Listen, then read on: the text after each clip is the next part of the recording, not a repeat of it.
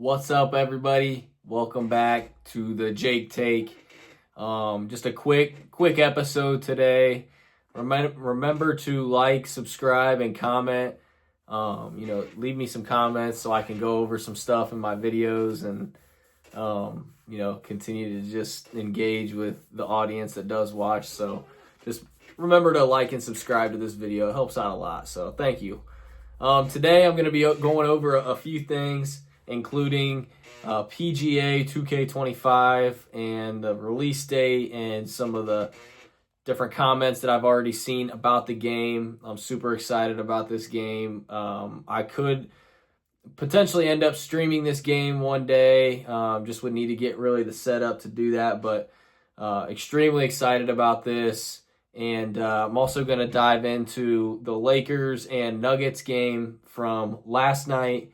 We saw a lot of good things for the Lakers in that game, and we saw the Nuggets struggle a little bit against a Lakers team that seemed to just have everything clicking on both ends of the floor. And then I'm going to end this video by talking about UFC Fight Night, Henry Cejudo versus Song Yadong, some of the thoughts that I have, and we'll dive right in right now. So we have PGA 2K25. We have a release date of February 28th, 2025. I believe that's this upcoming Friday. And I'm really excited for this game because PGA 2K23 is a game that I've played about 4 seasons all the way through.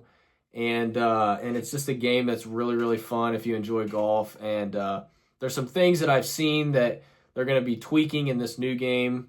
Some things like at Pebble Beach, a lot of people apparently were flaming Pebble Beach because of how it looked on PGA 2K23, and I think that 2K took that a little personally and decided to just go all out for this upcoming game. And some of the graphics look amazing on the game, and I'm just gonna read through some of these comments here on Reddit about the game. I'm a big golf fan. I love playing it in real life, watching it, having spent dozens of hours playing PGA Tour 2K25 is slick, seamless, pretty compelling. Bunch of different ways to play, endless amount of mechanical customization to mess with, which I'm excited to see what that looks like. If you can, make your own swing, if you can, I guess the mechanics of the ball rolling and rolling back and rolling forward. So I'm excited to see what they've kind of done there to add on to the game. Beautiful graphic upgrades, challenging mechanic tweaks, having the option to create numerous My Players with different archetypes will have you grinding new upgrade system for hours on end. So that's pretty exciting. I can't remember if you're able to do that or not in 2K23. I've kind of kept my character the entire time just because, I don't know, I guess I just kind of like to rack up the points for that player. I don't know if you're able to do that or not. Let me know in the comments. Evo swing system. This is a new swing system that I've heard about on the game. Should just kind of help it to be a little bit more realistic swing pattern and swing path and everything like that. So, and another thing that I've seen is a more in-depth My Career mode, which is cool because in the, typically when I play career games, I don't like to mess with like NBA 2K where you have like 1,000 side quests and you're constantly like, all you want to do is play basketball, and then it's having you go to the court, go to the street, go here and there and do different quests. I personally don't enjoy that. It would be different depending on the quest, like, maybe summer runs or, different things like that before the season to like kind of just get you familiar with your player. But as far as the quests go, I don't really like quests. So, but I've kind of seen that you do a lot more like press conferences with PGA 2K25, and it allows you to interact with your golfer more in the My Career mode, which I will enjoy because PGA 2K is a complete polar opposite of NBA 2K because you don't do anything. You sign endorsement deals and I guess you accept endorsement deals and decline endorsement deals and then challenge rivals each week that you play. Other than that, there's nothing else, no strings attached when it comes to when it comes to the My Career mode on PGA 2K. So I'm excited to see this upgrade, and I'm really, really excited to play this game. I'm going to be playing it on Friday night. It's going to be something that I look forward to, and I will definitely be dropping my own personal review on this channel on Saturday. So very excited for PGA 2K25. I'll kind of get in depth more, like I said, on Saturday after I play it on Friday. And yeah, so I guess we'll move on here to the Lakers-Nuggets game last night. And I tell you what, even with the fights on, I was propelled to watch this game just because you have the Lakers who are looking for, playoff spot. I think that they're good enough right now to get one. But obviously we know Denver Nuggets are very, very good and would be an extremely hard stylistic matchup for the Lakers. And listening to Shannon Sharp's podcast, he mentioned that the Lakers would struggle really hard against a team like the Nuggets because the Nuggets have Jokic, who is he's a threat shooting, he's a threat in the paint, and he's a threat defensively. And the Lakers really only have Jackson Hayes, and then they just recently picked up another guy, another kind of big guy to work in there. But overall, their bigs are lacking there on the Lakers, especially after trading away Anthony Davis. So this was a game that I was very interested to watch to see how the Lakers would do against a horrible matchup for them. And sure enough, they won by 23 points. And I said this in another video. I don't know if I posted it or not, but do not be surprised if the Lakers make a little bit of a run. Not saying they'll make it to the finals because of the teams in the West. You have the Thunder, right? You do have the Nuggets. And I'll kind of go in there a little bit deeper here, but do not be surprised. Do not be surprised that the Lakers show some serious fight in the postseason this year, especially with Luka and LeBron teaming up and guys like Rui Hachimura and Austin Reeves putting up numbers like they did last night. Last night, the starting lineup for the Lakers, Rui Hachimura had 21 points. LeBron James had 25 points. Jackson Hayes had 4 points, and he had 4 rebounds and 1 assist. So, Jackson Hayes is just kind of out there talking and shit, and, is he really doing a whole bunch? Here and there. I mean, I won't say he's not doing anything, but, he's really not the big that the Lakers need right now. But then you had Luka Doncic with 32, and then you had Austin Reeves with 23. When you have guys like this, 4 guys in your starting lineup putting up 20-plus points, that can be hard for any team to deal with, especially if you're scoring 123 points total. And one thing that I noticed last night about the Nuggets was that Jokic really struggled, and I think it was just the fact that he wasn't shooting the ball as much as, he was 2 for 7 on field goals, 0 for 1 from 3. He had 13 rebounds and he had 10 assists. He had 12 points, so he did have a triple-double. But to me, it just didn't really seem like the Jokic that we would want to see against the Lakers. If I was, the Nuggets in this case, I would really be trying to press it hard with Jokic just because the Lakers don't really have... obviously you could throw LeBron on Jackson Hayes is going to be playing on Jokic, but that's just, I would be attacking that matchup all day long, and they weren't. And Jamal Murray had a really good game. He had 19, 3, and 6. But, Aaron Gordon with 24 points. They didn't play a horrible game, but for some reason they just didn't look like themselves against the Lakers. And Jokic only having 12 points. He had 10 assists and 13 rebounds. So he had a triple-double, but 12 points against a team that doesn't really have a whole lot to throw at you defensively. I don't like that for the Nuggets. And that's something that they would really need to adjust come postseason time, because This is, if they get matched up with the Lakers somehow, then that is the way to win. Like, that is the key to victory against the Lakers, is to just press it with Jokic constantly. Get him the fucking ball. Let him take it to the hole. Let him do impose his will on Jackson Hayes, because Jackson Hayes, I'm not going to discount the guy for anything. I think he does play pretty good defense, and he talks a lot of shit, but overall, I would be pressing him badly. Like, I would be constantly getting the ball to Jokic.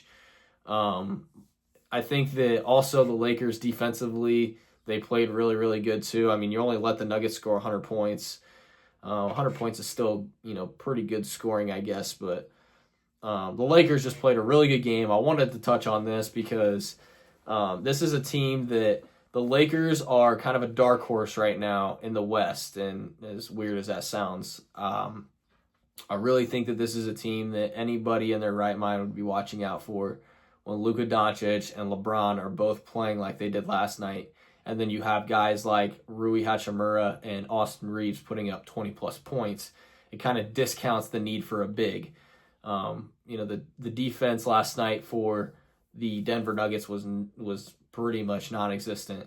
I think Austin Reeves hit 3 threes in a row at one point going into the fourth quarter. They just started to completely pick apart the Nuggets, and the Lakers had their last string guys in the game. I think it was halfway through the fourth quarter. So really good game played by the Lakers. Denver's got a lot to work on defensively when it comes to that team, because you have to play that team a little bit different than other teams that utilize a big a lot more than the Lakers. All right. And then the final topic I wanted to go over here is the UFC fight night that we saw last night. Somewhat controversial, somewhat badass. You had a lot of, mixed feelings, and at least I had a lot of mixed feelings in this fight card just with the ending. I think that we saw an entire, there was a finish all the way up until Alonzo Menafield and Julius Walker, and that was even a split decision, a 3-round fight. And then, I really think that looking through this card, I was not expecting the amount of finishes that we got. I really, really enjoyed this fight card a lot, and it was really fun to just lay a couple dollar bets down on the prelim guys. But it was kind of confusing because the guys that you typically would think would win, or at least by looking at maybe their past fight history and their ways of winning and their ways of losing, a lot of these matchups didn't work out the way that I was kind of planning on. Some of them I did guess correctly the winner, but I didn't guess the way of winning correctly. So I'm not impressed by Eric McConaughey. He's an older guy. I think he's 36 or 37 years old. He looked very, very timid in his fight. And I know it's your first fight in the UFC, probably a little bit nervous, and I always show respect for guys that step into the octagon. But he just didn't really look super prepared. He wasn't trying to make a fight out of it. He was just sort of playing it safe and waiting on that shot that he could hopefully get. He was kind of hoping that Ruzi Boev would maybe overextend, and McConaughey is just I think maybe you keep him one more fight on the UFC and kind of see what he does. But overall, I was not impressed by Eric McConaughey, but I was very impressed by Ruzi Boev, the way he went out there and got the finish the way he did.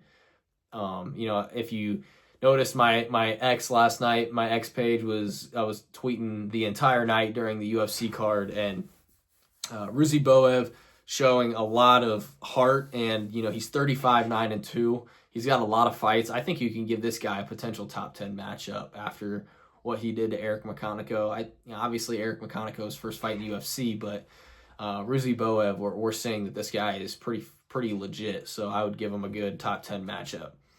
Vanderford getting pushed, that was insane. A lot of people were saying that they needed to cut Nicolay. I'm not even going to pronounce his last name because fuck that. Nicolay went up to Austin Vanderford after the fight and pushed him, And a lot of people, even Paul Felder over the mic, kind of said, that's how you get cut from the UFC.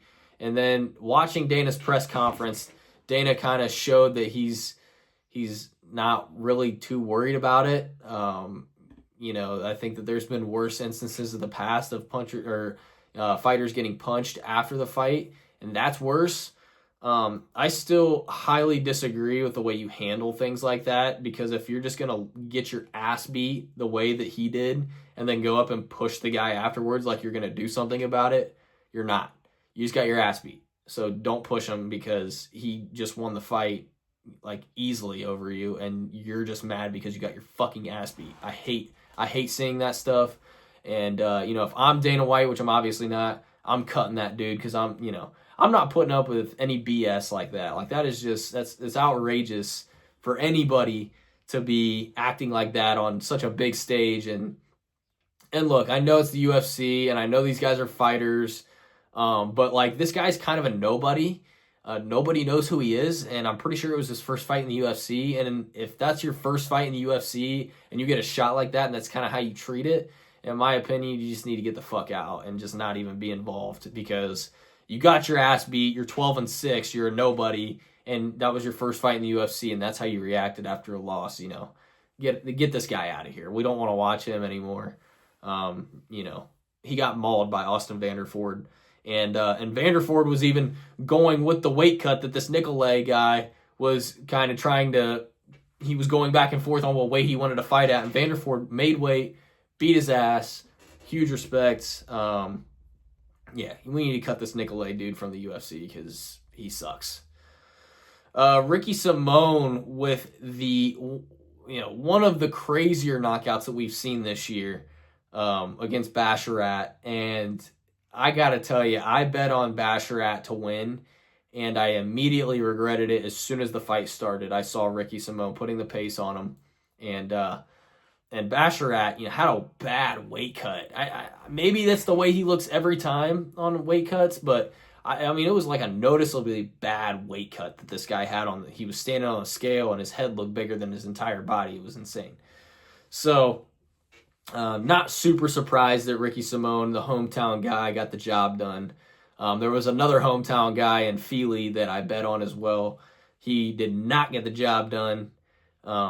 He actually kind of sucks. So another guy that maybe needs to get cut from the UFC in Feely. But congrats to Ricky Simón. What a great fight. Great viral knockout.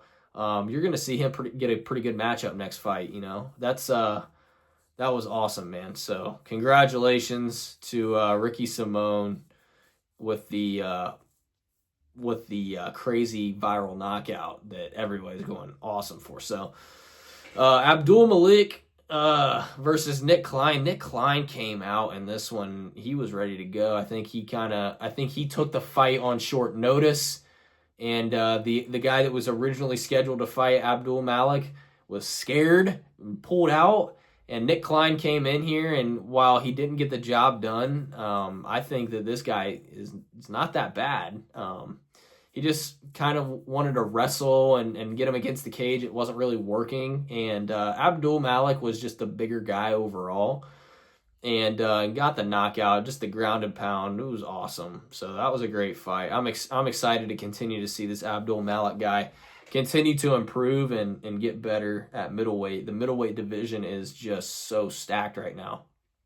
It's pretty wild to see. And DDP's talking about moving up, and so it's like, man, it'll be interesting to see what the UFC does with middleweight here in the future. So Andre Feely, just mentioned him. Just, this guy is another guy that just needs cut. I mean, he literally, maybe he doesn't need cut, but Dan Ige slept him, and Dan Ige's a dog, but Dan Ige slept him. And then this Costa guy, he seemed good. And honestly, Feely was not fighting a bad fight, and then just like the way he got caught in that guillotine, it's just like, I don't know. To me, I just don't like that. I think that just kind of doesn't really show super, at least championship caliber material there. How old is Feely? Let's see how old this dude is. He's 34. I don't know. Maybe it's not bad enough to cut him, but maybe another fight lost, it'd be kind of time to maybe get him out of there. So Cutabella was not somebody that I was expecting to win that fight. Got it done. Crazy knockout, or crazy submission. Sorry, crazy submission. He's got power though too, and I thought that could have been a knockout, but he's got crazy submission skills too. This guy is going to be a fun fighter to watch. He's good on the mic, and very excited to continue to see him get better. He's 19-10, and he came out there and put this 14-1 guy out in the first round. So Cutabella is somebody that I'm very excited to keep watching and learn about. So Alonzo Menifield versus Julius Walker, fight of the night.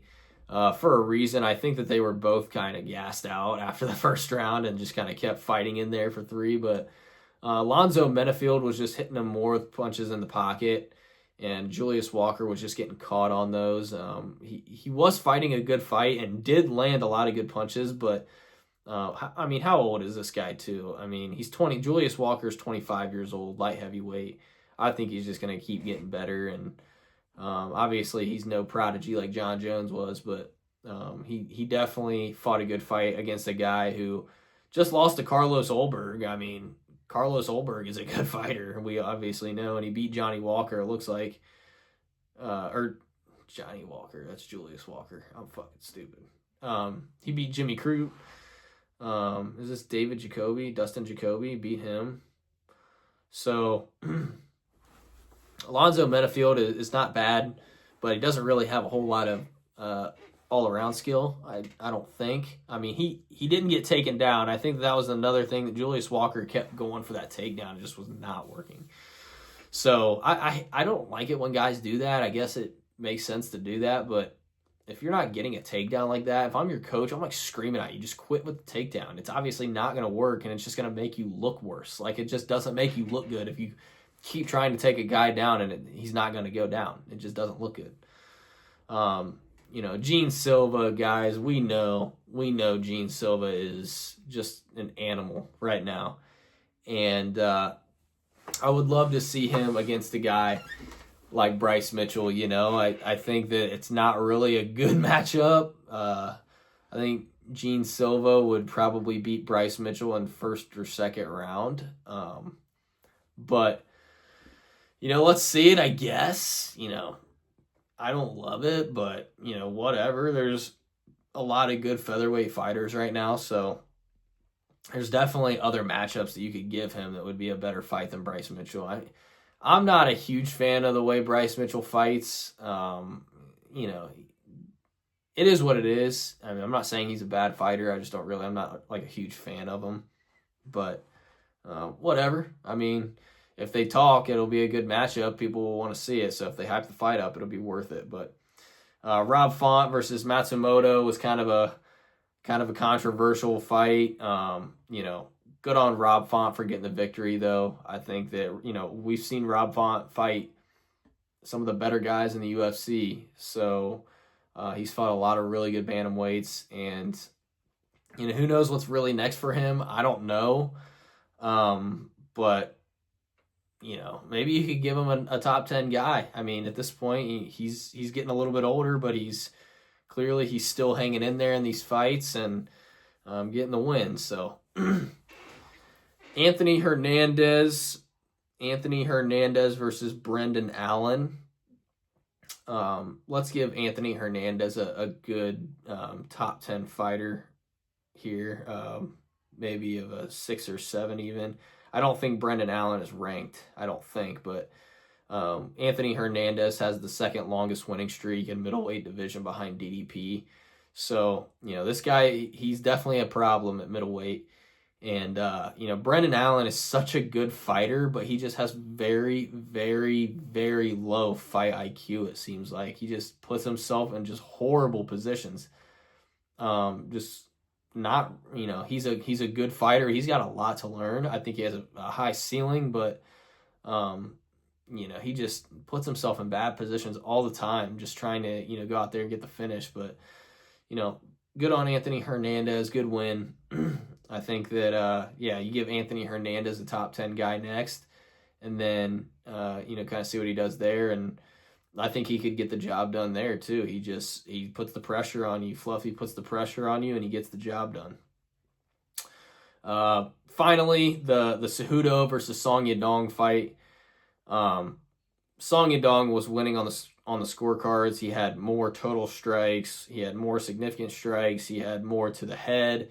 He had more to the body. He had more to the legs. He was just landing. I don't think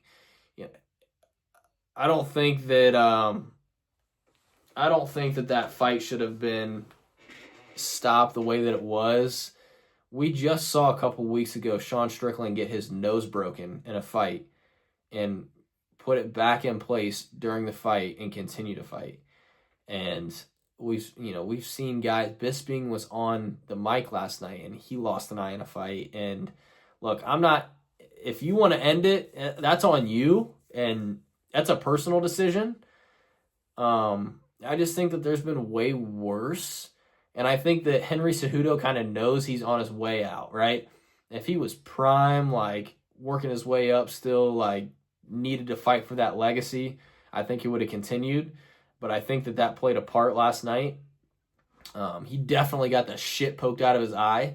So, that it was bad enough. And as for a point deduction, I don't really think that there needed to be a point deduction at all. Because, like I said, we've seen way worse than that without a point reduction, and asking for it is just kind of like, I think that Cejudo is just so highly competitive that now that he's not on top, every little thing has to go his way or else he's just going to be done. And, that's what happened last night. I mean, like I said, that's a personal decision. Whatever decision you make, if you feel like you are not safe enough to fight because you can't see, then it is what it is. People are going to get pissed. People are going to talk shit about it and talk shit about you. But, at the end of the day, I think that it's all about where he's at in his career.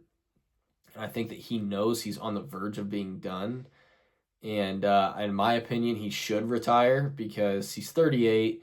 I mean, he still is. He's still super quick. He's in really good shape, but it just, doesn't seem like he can get those fights anymore. And it's not because, like I said in my previous video, Prime Cejudo would go in there and I think maul Song Yadong.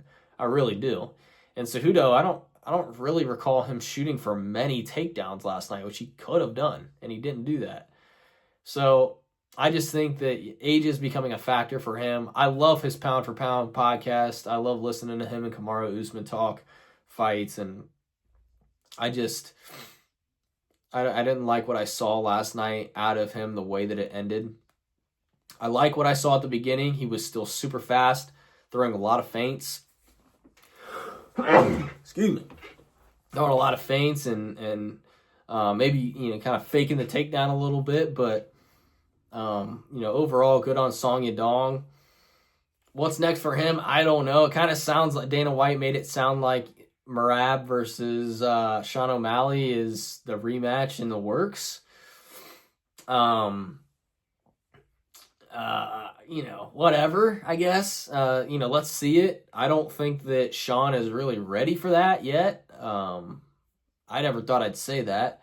I think that he could definitely get Merab on the feet. But if this fight gets dragged again, I love watching Sean O'Malley fight. I love his style. I think he takes out the majority, if not everybody else, of the division. I really do. I even think that he could probably he could probably take out Umar on the feet. I think that, overall, I think Peter Yan, Umar, and Merab are going to be his hardest fights. But, I would rather kind of see Yan versus Merab next. Even though we already saw that, I think I'd rather see that next over Sean. And then I would rather see maybe Sean versus Umar or the winner of Figueiredo versus Corey Sandhagen versus O'Malley next. Get Sean's confidence back, and if you just kind of send him in there again to fight Merab right away, I don't like that. I don't like that for Sean. I mean, that's on a personal level. I'm not making the decisions, and I'm not matchmaking the fights here, but as a Sean O'Malley fan, I don't really want to see him go back right away and fight Merab. I just don't. I don't like that. I didn't like it when he fought Aljo either. Sean doesn't really have a whole lot of muscle. I think that scares me a little bit when he fights guys like Merab and like Aljo and Jan. Sean doesn't have a whole lot of muscle. Like, he's very lanky, and he does eat punches, but he doesn't have a whole lot of muscle. I feel like if he just added some muscle to his arms, like, he would really be sniping dudes and really be able to get up from these bad positions on the mat. And but I think that the bantamweight division right now, you're just gonna see. I see no reason why Henry Cejudo would continue to fight, because nobody wants to watch that rematch between him and Song Yadong. Because if that fight would have went on another 2 rounds, Song Yadong would have just pieced him up the entire time. I'm fully confident that Henry Cejudo got round 1, I think, and then he started really kind of losing track of the fight a little bit. I mean, he was, like I said, he was getting pieced up. He was throwing stuff late. I think that we saw age as a factor in the octagon last night, and we also saw that in the reason why he chose to no longer finish the fight. So thanks, everybody, for this episode of the Jake Take. Like, subscribe, comment, and let me know some of your thoughts on this video. And also follow me on X at the Take Jake. And I'm going to be active, so let's get some. Let's talk. If you're interested in joining the show or going back and forth on Twitter, shoot me a DM or whatever, and let's talk. So thanks, everybody. Peace.